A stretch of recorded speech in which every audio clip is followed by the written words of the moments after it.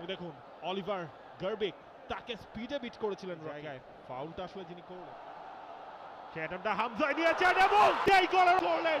বাংলাদেশের পাওয়ার ছিল শটটায়, এবার তিনি বলটা বাঁচিয়ে রেখেছে হংকং চায়না, কিন্তু বাংলাদেশ সেটা মারতে পারছে কই, এবং সেখান থেকে বিপদ বাংলাদেশের, এবং বাংলাদেশ ক্লিয়ার করতে না পারার খেসারত দিল ম্যাচের। হেডার ফাহিমের ব্যাক হেডারটা চলে গেছে একেবারে এভারটন কামারিয়ে নিয়েছে হংকং চায়না, পেছন থেকে আরো একটা উপহার, সেকেন্ড মতো হামজা তিনি দিতে চেয়েছেন তারিক কাজী, হেডারটা হয়েছে এবং সেখান থেকে বাংলাদেশ বাধ্য হয়েছিল, এটাও বেশ ভালোই ছিল, তবে মোরসালিন আর সেই ফিনিশিং টাচটা খুঁজে, ব্রিলিয়েন্ট বল, এবং বাংলাদেশ মার্কেস এভারটন সময় নিলেন, সাদের পায়ের মাঝখান থেকে গোল করলেন এবং দেখুন এরপর এবার কিন্তু একটা ফাম্বল এবং মোরসালিনকে তুললো। এক ইজ নট দরকার ছিল বাংলাদেশ, এক ইজ নট দরকার ছিল বাংলাদেশের। ফাহমিদুলের ওই ক্রসটা লুফে নিতে পারেননি গোলকিপার বাংলাদেশ।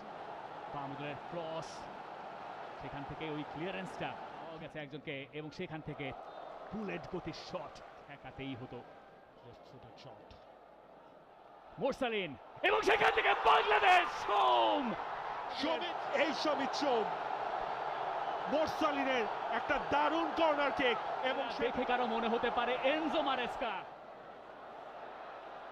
ব্রিলিয়ান্ট ব্লক, এবং চৌধুরীর এই বসে